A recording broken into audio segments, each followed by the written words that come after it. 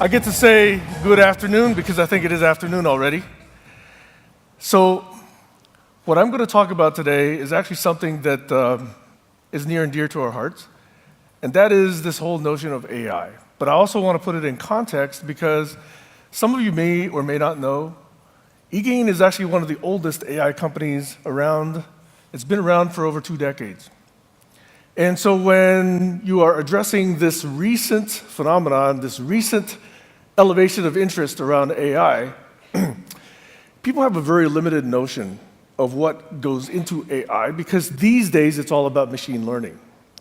What we like to see in context is that there's a whole history behind it that hopefully will give you an idea of how broad this topic is and how widely applicable the offerings that we have could be for your business, okay? So I'm going to touch on exactly what we actually have in our offerings that makes AI, that makes a virtual assistant effective and useful for you. But primarily I'm here to help you think through this process, okay? Because I'm just trying to get a sense of hands. How many of you have heard enough through your own research or through what you've heard today to know, I need it, I'm going to go get it, I'm ready to start an AI project? How many people are in that situation? I don't see very many hands, okay? So this is in that 4% that Brian was talking about earlier today. How many are on the other side? That you know that because of your particular application, your domain or whatever, you're not at all ready. Your company is not at all ready to talk about AI or chatbots or virtual assistants. Any in that particular camp? Okay, good. So you're here in the middle trying to think through what are the important factors, what do you need to actually learn from eGain to actually make that critical decision to navigate the offerings and vendors so that you actually can take a plan forward, that best next action. So I wanted to give you a little bit of context, okay? When you look at what makes a virtual assistant possible, you need to have some sort of conversational technology expertise, right? So when people have talked about AI, they've actually talked about natural language understanding, they've talked about conversational skills, and you'll notice that natural language processing and all of that work, way back in the 70s, was getting a lot of investment. So it's actually progressed quite a bit since then. What else do you need? You need the ability to take knowledge, and up until now, to take that knowledge meant that you had to go and talk to experts.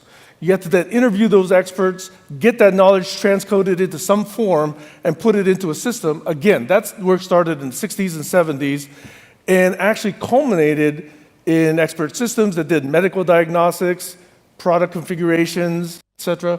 But we have kind of the follow-on generation from that early work in this guided help, this case-based reasoning that we've been offering now for a couple of decades. So that's here. What's recent? What's recent is that through a number of different movements, this capability of handling lots of data and extracting patterns from this lots of data using machine learning is recently becoming very, very feasible. So those 3 keys now make it possible to deliver end-to-end interactions with customers so that we could actually give this highly well-understood, high-confidence situations to a piece of technology known as a chatbot or a virtual assistant. What happens when that fails? When that fails, or when the confidence is low, you need to be able to have a backup plan so that you can actually then escalate that to a live agent and then still be able to deliver that resolution to a customer. So that end-to-end piece with the escalation is what we've been doing for a couple of decades, okay? I wanted to give you that sense, though, because in this time frame, the whole problem, the biggest problem with AI is it's rife with expectations. Some of you may know that way back in the 50s is when symbolic processing with Lisp and John McCarthy and the people at Stanford first said we could actually represent knowledge symbolically in a computer. And at that moment, it seems like, oh, wow, the future is great, we're ready to start solving all kinds of problems. But that led to a number of disappointments because the expectations were so high. And we've been through many cycles of that. It turns out that I was at Stanford in the early 80s, right about the time that there was a big hype boom. You know, the Japanese are spending $100 million with the 40 Samurai. They're investing in fifth-generation computers. And that also led to several years of disappointment when that didn't actually deliver what it really promised to deliver. If you look a few years later, in the late 90s, eGain was founded right about that time when there was another big boom. And so we had the three big companies in AI. There was Inference Corporation, there was Technology, there was IntelliCorp. They were getting lots of funding because the technology was well understood for how you interviewed experts, how you encoded that information, and how you then delivered that to customers. Well, again, we went through a little bit of a trough, and what people don't realize is that what eGain has now, at the core of it, is the IP from Inference Corporation, which is the case-based reasoning technologies that has been one of our most mature offerings now for a couple of decades. What this is another contextual timeline look at how we've used AI in serving different domains. And this is actually a system that I did way back in the 80s and 90s that helped to direct really, really expensive pieces of equipment to look for things that didn't want to be found, but that were very, very dangerous, okay? So anyway, the whole history here is one of really trying to set the expectations properly. I also wanted to give you this view, you've seen it before, which is that at the center of our offerings, underneath all of these communication channels, is the knowledge management, which Ian just spoke about, and the case-based reasoning, which you're going to hear about from Linda and others, which is that interview, that very non-scripted form of embodying knowledge so that you could actually look at various parameters of a problem and do always the next best action. The reason I wanted to also show you the slide is the number of paths through this very rich set of offerings grows. It grows exponentially, okay? So someone could start with a phone call. A few weeks later, if the issue recurs or to try to look for a follow-up action, they may get on the web, do web self-service. They may then interview an agent or chat with an agent so that they get an update on their problem. They may have emails, sending them updates from time to time. Again, they may be going back via, if you're in financial services or healthcare, using secure messaging because you can't be sending that stuff over the open web. So there's a whole plethora of channels. All of that needs to take advantage of the knowledge and case-based reasoning that is at the core of our offerings. Why do I indicate that? Because the better you understand these journeys, the better you can actually then apply your analysis to understand where to best intervene. And that intervention can then be either a live agent or it can be a well-known, very well-behaved virtual assistant that you've tailored just for that application, okay? And then, of course, we get the benefits of it by looking at the operational parameters. You then look at that, and then you take the next best action to try and improve that whole set of interventions. So, very quickly, years ago, we had a very simple call center, right? So you had voice agents, and that turned out to be kind of expensive. Those of you that run voice call centers know exactly what that costs. So what you wanted to do was introduce a technology that would lower that, but at the same time still give you very high satisfaction with your customers. So you would introduce now a chat. And typically, you would have this side by side because the integration, can come later. You want to basically test it without risking the original platform. Well, once you have chat, you now realize that chat agents are no longer tied to a single customer. They can have two, possibly three at the same time. That made some operational efficiencies. But in addition to that, if you now give that agent the knowledge that Ian was talking about, so the agent is always delivering high quality, very consistent results using a knowledge base. Then, of course, you're going to be improving the behavior of your, let's say, the lower third or the lowest performing set of your population of agents. Now, here's the challenge. Here's where we are today, okay? We're at the stage where we know how chat works. We know what the popular questions are that people come and ask us for, okay? Remember, Ashi said, start with the questions, okay? Don't start with the answers. You want to understand the questions first. So if you do that, and if you do a good analysis of that, you can then start introducing virtual agents into this ecosystem. And you then start thinking about, well, where can I learn how to do this most effectively? The piece that we really needed in order to make this happen was to take all of this operational data, which you had from years and years of running voice and running chat, and analyzing it properly so you could do actually a good job understanding what customers are coming and asking you for. Typically, this would be like 8 to 10 very, very easy to understand, very bucketizable intents. This whole, it's almost a joke now. Password reset, that's one of the most common set of issues. But if you go into each domain now, they have their own set of very commonly asked questions. Here's the point. When you're introducing this, it seems very intuitive to go after the ones that would be most business impacting. I'm here to suggest that maybe what you want to do is look at what you can do that would get you to understand this process, to understand this practice. Because this is a new practice, okay? You need to understand the data, you need to understand where to intervene, you understand where to automate, you understand where to encode the knowledge. And by learning that and doing that quickly, learning to do that effectively, then you can attack all the other use cases and knock down those dominoes one by one.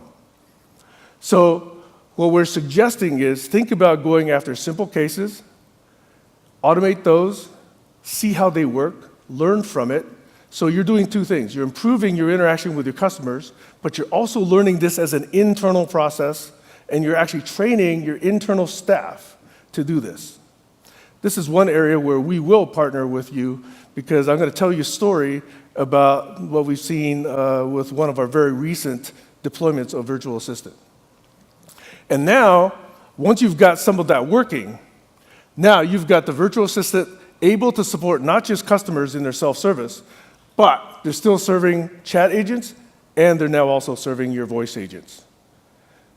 If you can make that set of investments leverageable across all three channels, then that's a good way to start introducing this into your ecosystem. Now, I also talk about AI in the sense that we have the A in front of the AI, but people often forget that. So I wanted to also introduce this notion about how you start with reasonable expectations, how you start with, let's say, minimum viable performance, and how you then nurture and grow it over time. What else do you do that with, okay? You do that with the real intelligence, okay? You do that with a real intelligent entity, and you have to sort of make sure that you understand you need patience, you need nurturing, you need learning, you need to put up with some mistakes. If you're not ready to do that, wait a little bit, or let somebody else do it. But if you're ready to do that, and you have the patience, and you want to learn how to, take care of the feeding and nurturing of this, then you can put up with the fact that they start with very little knowledge, but they will grow. They will learn with time. And you have to have enough investment in there to know you're in there for the long haul. Could be a few years, could be a couple of decades, okay? Some of our most successful customers have been doing this for the better part of a decade already, and they've got phenomenal ROI numbers, NPS scores improving by 20 or 30%, training time being driven down by 40, 45%. That's what you can get if you've decided to do this seriously. So, to recap that part of the conversation, okay, you need the knowledge foundation. You need the ability to actually know when to deliver a high-quality solution, okay? That's the guided process that we've been doing now for a couple of decades. A very new component of it is the machine learning piece of it, which is taking those millions and millions of different ways of expressing your problem and understanding that you can actually come up with 8 to 12 high confidence buckets. All the other ones you can still leave for live agents. But the first 8 to 12, you can pick that off very, very quickly. The other thing, as I mentioned, is when you don't have high confidence from your intent understanding piece, the intent predictor piece, okay? You need to then escalate that to a live agent.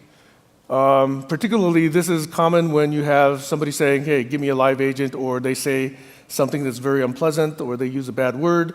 You want to escalate those things right away. So you want to actually execute with confidence in those cases where you know that you know, okay? The other piece that really comes through here that I haven't yet spoken about, but I will later on, is this integration piece, okay? In that, if we already know a lot about the customer through the support history, or through their purchase history, or through what other information they have in their profile, then what that does is it eliminates the number of questions you need to ask. And obviously that results in the customer feeling that you know more about them, and it's less time required, possibly less repetitive, because how often have you gone on to a session, been transferred to another session, and they start asking the same questions, None of us like that experience.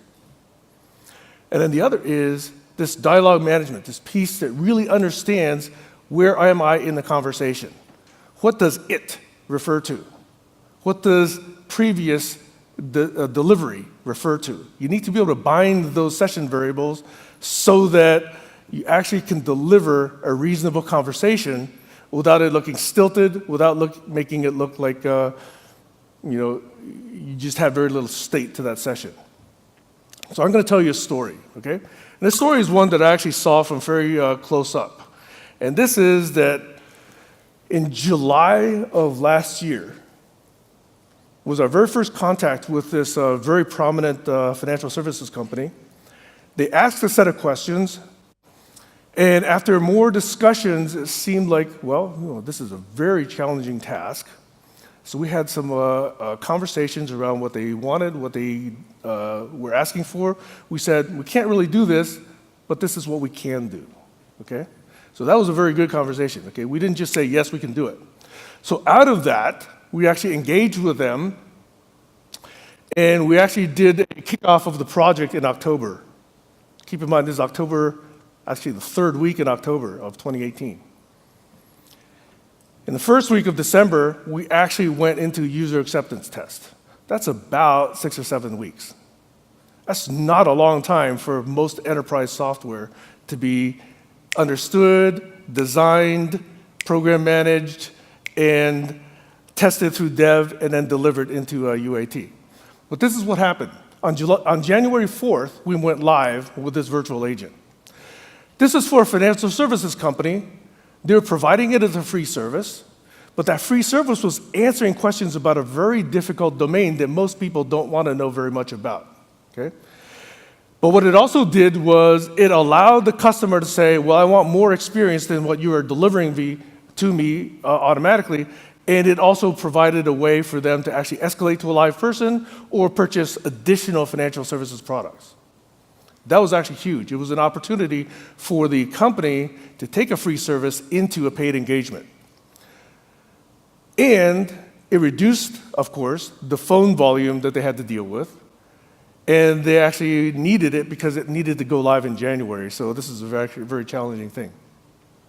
So you can see that it was a VA that was very carefully scoped, and the expectations were set so that they were very realistic, so that we could actually go live in about 7 weeks of development. So what happened, okay? This is the eGain desktop that we're showing you. It showed the session, and it was initially fronted by a virtual assistant. The virtual assistant would then address the issue, and if it did not address, of course, this is then what the agent sees. The agent sees the history of the virtual agent interaction, and not only that, it brought back from the CRM system or the other customer profile information we keep, all the other information that you need to know about that customer, okay? Now, this is part of a staged engagement. The first stage was a virtual assistant. The second stage, if necessary, was a live chat. The live chat, if it was insufficient, we have another product, by the way, called co-browsing, where you can actually see the same web session. The web is basically delivering one session to the customer, and the agent is essentially looking over the shoulder of the customer. And that's this thing called co-browse. So the smooth integration from the virtual assistant into live chat, into offering a co-browse, was the range of experiences that we delivered for this customer in less than 2.5 months. So what were the results? Again, one of the things to think about is you can't think about VA in isolation. You notice that there were these other pieces we had in our solution that were able to keep the satisfaction very, very high, okay? So it was a smooth implementation. It was actually a very new experience for the agents and for the customers. And there were peak seasonal volumes that were actually handled. We're in the cloud. We can actually provision elastically all the capacity you need. And here's the main point. What we did with this enterprise was we trained their staff to take responsibility for the virtual assistant so that they could look at the exceptions. Where was the question not being answered, and immediately make that improvement. This is an engagement model that is not just us delivering you capability, right? You actually look at babies, virtual assistants, differently than you look at software, okay? If software doesn't do what you want, you can say, okay, I reject. It's not going to do the job. With babies, with virtual agents, what you want to do is start with a good base and then build that capability. Invest in that capability, feed it, okay? Watch it over time, correct its mistakes, train it, and then that's how you get a successful VA implementation, by partnering in that way, okay? But in 3 months, and this is what was actually exceeding the customer's expectations, in 3 months, those requests that came into the contact center for chatting with an agent, 50% of them, over 52% of them actually, were already resolved by the virtual agent simply because of what we were able to train it to do in that small number of months and weeks. If we could do that in a small number of weeks, and by the way, we continue to invest in this, think of what happens over a year, or 2, or 3, or 6, as in the case of some others, okay? Is that this number is going to go much higher. So that's the point, is that with a very small time window of like 2 to 3 months, if you understand your expectations and you set them appropriately, this is the kind of gain you can get. Imagine taking that number of live chat sessions completely off of your cost basis, okay? That's what we were able to do. Now, our next steps in that environment, and with our product, by the way, is to reach out into other systems of record, right? Ashu mentioned, we are not going to own everything. What we need to do is we need to manage our piece well, but then we know you have other pieces of customer profile and inventory and delivery data elsewhere in the enterprise. There will be new systems coming on board within the enterprise, as well as just stuff that's out and around, whether it's delivery data from USPS or FedEx or DHL, whether it's weather data that's affecting, whether or not there's delays. This will all make your agent, your virtual assistant, smarter. And it's obvious, right? Simple integrations make this intelligence of the agent, virtual agent, just increase naturally. So the integration piece, and by now, we're actually holding this very close to our core. Much of the reason why companies come to us is because we have open APIs. We know that we don't own the desktop. We know that there will be other systems that deliver, and that's why we've invested very heavily into our APIs. You can actually call our bot from your platform. We can call out to a CRM system. That is an investment we've made over the last 4 or 5 years that has really recognized that we're not the only player, but we want to play well. The next slide I'm going to introduce is a little bit more detailed way of looking at the way we think about learning. Learning is essentially trying to get you to do things, quote unquote, better, however you define better, okay? So what that needs is feedback. It needs feedback from what you've been doing. So when we introduce systems, we actually have data about how our systems are performing, right? We have operational history. It's going to come back to us in terms of metrics and reports. What we need is an ability for us to look at this and then start making tweaks. And by making those tweaks, okay, do it manually and eventually feeding it into more automated learning systems, we can then take those models and do new things. We're trying to do that every place in our architecture that has a feedback loop, okay? What is learning, really? Learning, let me just go to this slide after I've introduced this one new notion, okay? Learning, and by the way, I think a lot of people use the word agile in almost the same context, okay? It's 4 elements. It's what is working, and that I should continue doing. What is not working, and I should stop doing, okay? What is not working, I should start doing. I should try doing something new. But the 4th is almost the most important, is what do I not yet understand? And by saying I explicitly do not understand something, it means that I can just put the software now and focus just on where I can make little tweaks. Start with little tweaks. What's working, what's not working, what should I start doing? And then, as you go through each learning iteration, address more and more from that roadmap. So I'm going to share with you now a few things. By the way, when I had this conversation with this company-wide team that I am representing here, we have so much experience in the 2 decades that we've been doing this. That was difficult, but I just picked 10 lessons here that show that, you know, some of these things are intuitive, some are actually not that intuitive, okay? The first thing I'd like to start with is data is everything, okay? Yeah, it sounds simple, but early on, let's say a couple decades ago, you weren't looking at the data. You were looking at experts. Experts that had information in their brain was where you needed to go to try and figure out what you needed to automate. Well, experts essentially got that understanding by looking at lots of experience, lots of operational experience. Well, right now, because so much of the operations is now in digital channels, we have the data underneath it. You don't have to necessarily go to an expert's brain where they may have recall issues, they may have bias issues, they may have turf issues, okay? They may have, job security issues. So interviewing experts is an art. You no longer have to interview experts. You can go straight to the data.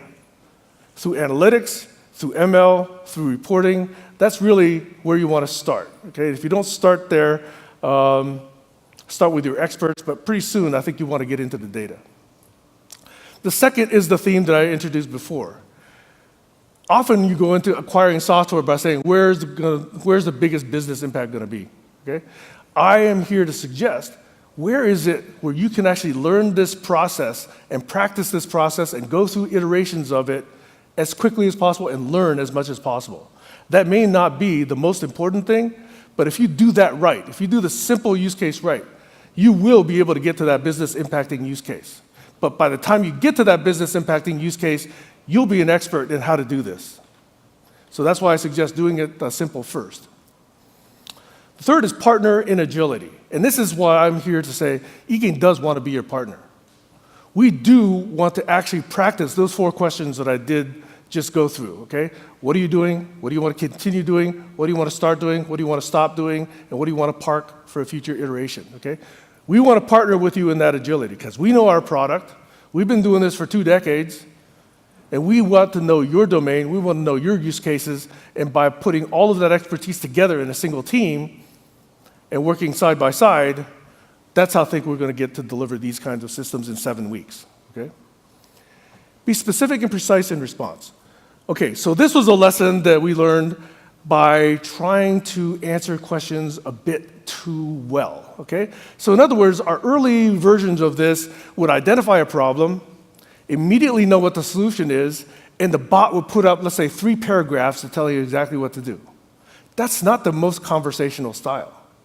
If you really want to actually behave like a human entity, you want to take those 3 paragraphs and feed it to the customer in chunks, easily understandable, and you don't want to do it in 5 milliseconds. You want to sort of give them time to digest what's going on with that interaction. It's more conversational, it's more understanding, it's more empathetic. You're not throwing a lot of data at the customer at the one time. No one in the VA is not confident. So what I'm saying is, and I alluded to this earlier, was when we go through this intent prediction, this intent classification by looking at millions and millions of requests and search terms, by the time you've done the right training, you have either high confidence in knowing what the customer wants, or you have low confidence, or you have medium confidence, okay? That's very important. When you have low confidence, this is when you want to take it to a live agent. When you have high confidence, you can actually take it directly to a guided process, or a wizard, or case-based, whatever term you want to use. But in this gray area where you have medium confidence, this is where you want to be smart in interacting with a customer or getting more clarifying responses, or you may actually immediately then escalate to a live agent. So know, this is very important, know when you have high confidence in your machine learning, in your intent prediction. Connecting the intent with solution. This gets back to Ashu's earlier point about looking at the questions first. Okay? We now have the means to do this end-to-end. You notice that 2 decades ago, we had this case-based reasoning system, and it was working very well if you could actually extract the right questions, the right knowledge, the right business process from your experts. 10 years ago, we acquired some chatbot technology. We actually did then do some smart dialogue management, contextual dialogue management. Now, 10 years later, we now have the ability to inject this machine learning, this intent prediction piece. So now we have this end-to-end model. You can now take what the customer is asking you, understand it, ask questions about it, clarifying questions, and actually plug in other information from the enterprise if you need to, and then feed that into the case-based reasoning system so you can actually go directly from the query to the solution. It's a pretty exciting time for eGain because this, with version 17, is where we can actually do this end-to-end now. This next point about transferring seamlessly, not only do you want to recognize when you have low confidence and then feed that to a live agent, but when the live agent has now clarified what the customer really needs, then to say, well, I've already got this guided process. It really knows how to handle, password reset, or it already knows how to handle a return, or it already knows how to answer this particular tax question. So being able to transfer that session from a live interaction to this guided process seamlessly, but with the agent still overseeing what the virtual agent is doing, and assisting whenever a customer is coming back with another question. This is a bidirectional transference that we also, sorry, I went back one slide too far. This is an ability to deliver a better experience again. You don't want to just hand it off to a virtual assistant and forget it, right? This next point was kind of interesting, okay? In that, even though we advise our customers to be very clear when you're delivering a live experience to an agent, to a customer, or a bot or a virtual assistant experience to a customer, still some customers don't really get it, okay? So if they're interacting with a virtual assistant, thinking that it's a live agent, that's when we see some irritability and some words appear in the session that suggest that you may want to take that out of the bot mode and into a live agent, simply because the customer's been confused. So even though we advise it, how you design your UI, how you design your entry point, how you actually greet the customer with explanatory text, that's actually very influential in the experience of the customer. This baby notion is the one that is next. Invest, okay? In other words, the launch of a VA is only the starting point, okay? You want to continue watching its behavior. You want to look at the operational data. You want to look at your reports. You want to take those 8 or 9 or 10 classifications, increase the confidence, decrease the error, but then possibly start doing more and more possible resolution categories. And that's only possible if you say, take investment mindset. You go into this knowing that you're going to start and you're going to keep making this thing better. This last point is one that I think it's probably the most salesy point in my entire deck, is that we've been through this. And we've actually learned quite a bit from doing this. And Ashu offered each of you the opportunity to try our products. This VA thing, you actually get to build one later today if you signed up for the workshop. And even beyond that, you'll actually see it working. You can actually then decide, how you want to proceed with it. But if you actually get into an engagement with us, get into a conversation. We're going to tell you whether or not we think it's one that we're likely to be successful in, because we're going to take the risk. You to take no financial risk in this. We're going to take 30 days, and hopefully with some of your data cleansed, obviously. And we will show or not show what is possible using that data. And then you get to decide in 30 days whether it's something you want to take for the very next step. We're trying to introduce this because this is a very new area. Not many of you may have deployed virtual assistants. Actually, how many of you actually have chatbots today? Anybody? Good. Okay? So some of you are familiar with this, but not most. So those of you that don't, let us take the risk. Okay? And then we can either perform as we say we can, or we'll talk again in several months, when you've actually, figured out that, hey, there's another small segment of the problem that may be applicable to us. Come and talk to us then also, okay? So the message here is, I'm trying to indicate that we've had, by the way, these are, as I say, 10 out of maybe 30 or 40 nuggets that I could have introduced. I didn't want to go too deep into this, because if you want the rest of it, we can have that conversation. But I want to give you enough to know that we've been in this game. We've seen a few of these virtual assistants being born. And we invite you to consider it, whether it would actually make a difference for your business. And the point being, take advantage of this, and let's make some babies. Okay? All right? Thank you.